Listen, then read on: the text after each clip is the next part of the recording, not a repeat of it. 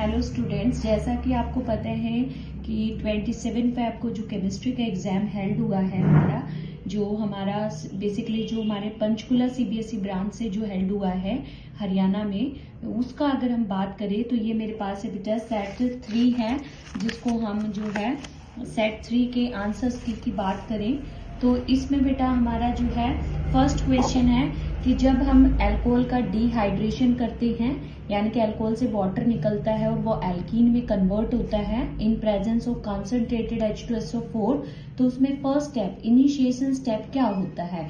तो initiation step होता है बेटा, उसमें जो अल्कोहल ग्रुप है वो एसिड से क्या ले लेता है, H पॉजिटिव आयन, और उस अपने जो OH ग्रुप है वो अपना क्या बना लेता है, प्रोटोनेटेड अल्कोहल में कन्वर्ट हो जाता है। तो protonated alcohol is the first step या initiation step for this reaction. इसका जो है 3 स्टेप का मैकेनिज्म होता है। नेक्स्ट है which reagent are required to convert the chlorobenzene to diphenyl.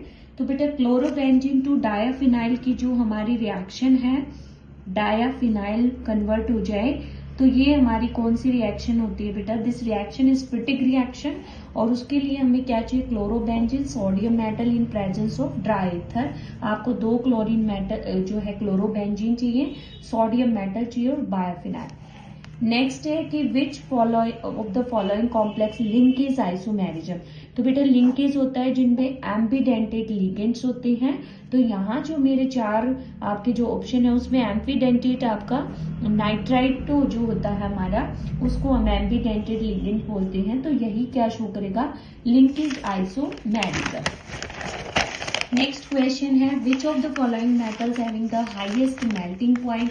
तो बेटा हाईएस्ट मेल्टिंग पॉइंट की बात करें तो डी ब्लॉक एलिमेंट्स में जो हमारे जिस एलिमेंट के पास जो है ज्यादा अनपेयर्ड इलेक्ट्रॉन होते हैं वही क्या होता है, सबसे ज्यादा जो है स्ट्रॉन्ग माना गया और उसी का मेल्टिंग पॉइंट ज्यादा माना गया है।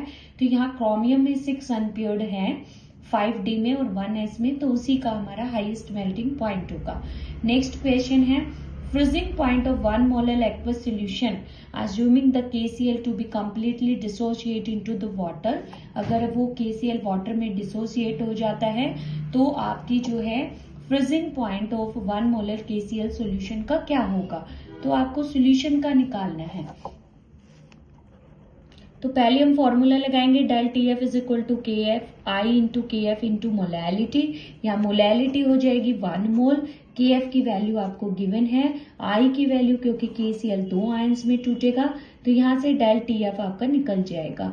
फिर आप इसमें जो है डेल TF जो है उसके लिए हमारा एक और फॉर्मूला होता है, और ये आपको पता है कि अगर हम किसी प्योर सॉल्वेंट में बाहर से कोई भी नॉन वॉलेटाइल सॉल्यूट ऐड करेंगे तो उसका फ्रीजिंग पॉइंट डिक्रीज होगा, मीन्स सॉल्यूशन का कम होगा और प्योर का क्या होगा, ज्यादा होगा। तो डेल TF नॉट में से हम TF को माइनस करेंगे तो यहाँ आपका डेल TF की वैल्यू आएगी। प्योर का आपको पता ही है बेटा, वाटर का फ्रीजिंग पॉइंट 0 डिग्री सेल्सियस से, वैल्यू पुटअप करेंगे तो आपका आंसर जाएगा ए ऑप्शन। नेक्स्ट है the reagent which convert the benzene diazonium chloride होता है, रिंग के ऊपर N2 पॉजिटिव Cl नेगेटिव, और इसको बेंजो नाइट्राइल में कन्वर्ट करना है तो ये आपका बनेगा, तो हम रिएजेंट डालेंगे CuCN जो कि आपकी रिएक्शन हो जाएगी कौन सी, गेटरमैन रिएक्शन। नेक्स्ट है which one is the strongest base in aqueous solution. Aqueous solution में जो है अगर हम स्ट्रॉन्गेस्ट बेस की बात करें बेटा, बेसिसिटी की एक्वस में बात करें तो हमारी सेकेंडरी अमाइंस ज्यादा बेसिक होती है, तो this is the secondary amine. Next है ऑन जो है 30 ml एसीटोन और क्लोरोफॉर्म को मिक्स करें, तो एसीटोन और क्लोरोफॉर्म बेटा हमारा शो करती हैं क्या, नेगेटिव डेविएशन, जिससे वॉल्यूम जो है वो डिक्रीज हो जाता है। तो 30 और 20 को ऐड करें तो 50, और 50 से क्या होगा, कम होगा।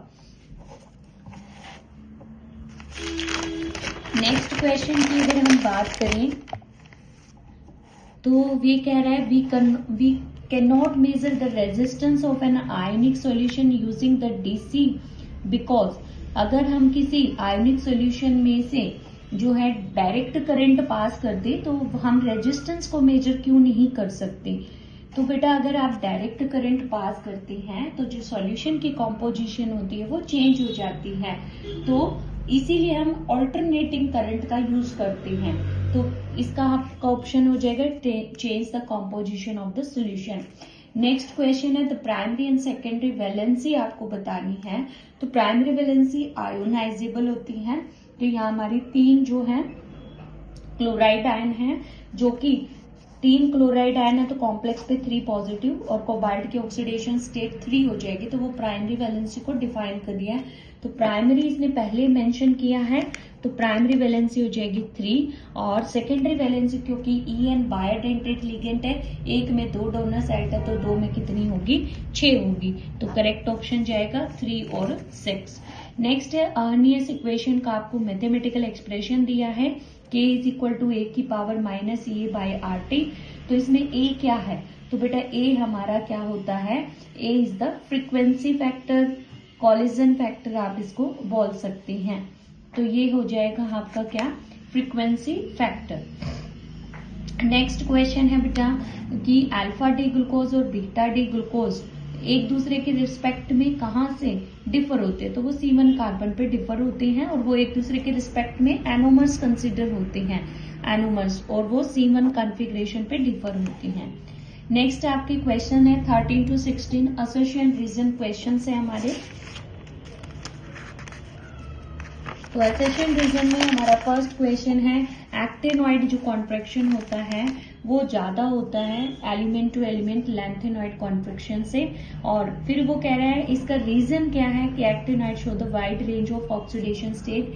भाई बेटा दोनों स्टेटमेंट तो ठीक है कि एक्टिनॉइड वाइड रेंज शो करते हैं